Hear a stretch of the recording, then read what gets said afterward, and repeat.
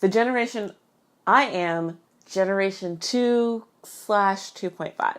It depends. My mom was born in Japan, but she came over here when she was 2. So depending on how you view that, I'm like, yeah, that's me.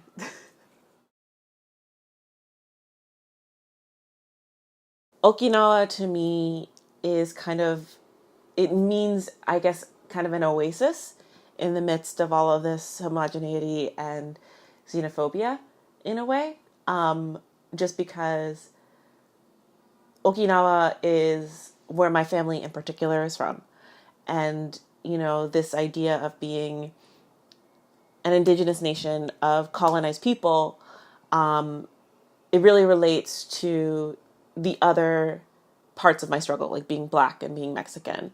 There's this relationship there of like colonized peoples in solidarity. And when I went to Okinawa, there were people who were like brown, like seeing brown Asians, like whether they were from the sun or whether that was just like their skin color. Like it was really amazing to me. And having like I wasn't stared at like I was weird in Okinawa the same way I was stared at like I was weird in the mainland. And that was really special. And then knowing that that's where my grandma came from and being able to see all of the stuff that my mom talked about.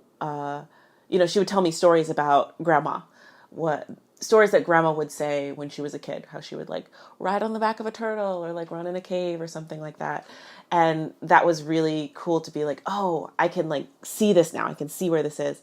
And then it also is like my family, my relatives, they don't live in Okinawa anymore. They live in Kobe, but the family house underneath the family house, like they have shisa out front, which is really cool to see. And they were so accepting of me and of the American side of the family, like the Black mixed side of the family. And so were the people on the island when they came. Like they were, when we would tell them that we were part Okinawan, they'd be like, welcome home. How long are you staying? Whereas when you're in the mainland, it's like, oh, hey, when are you leaving? So, yeah. So Okinawa means like this really sense of family and being home to me. So Japan to me is where my mom was born, where my family is from. But it also is this idea of something that I want but can never have almost. Just this idea of this place that seems really, I guess growing up, I kind of idolized being Japanese. It kind of seemed like this place that was really cool and really pretty, and it just had this really interesting sense that I kind of felt in my family, like with the traditions, like even the one about like not making too much trouble for everybody and saving face, like I really related to.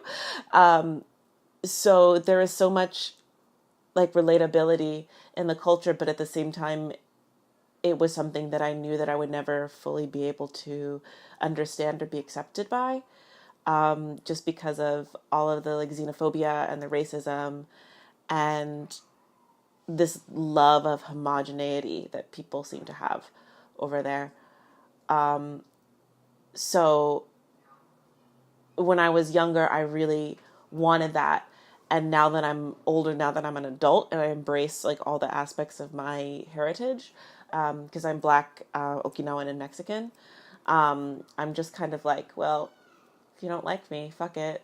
I'm gonna be myself. So it's kind of this rebellion. I'm in this rebellious phase against a lot of the things that I once held dear. Like I still really think that there's some cool things about Japan and about Okinawa in particular, but I am less attached to having people accept me.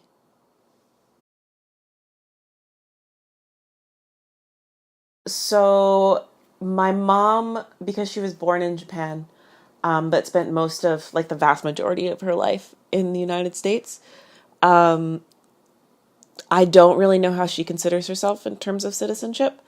I think she considers herself like I know a lot of people who have come over to the States as kids are like generation 1.5. I think that's what they say. So I guess I consider myself second and a half generation. So Nisei-esque.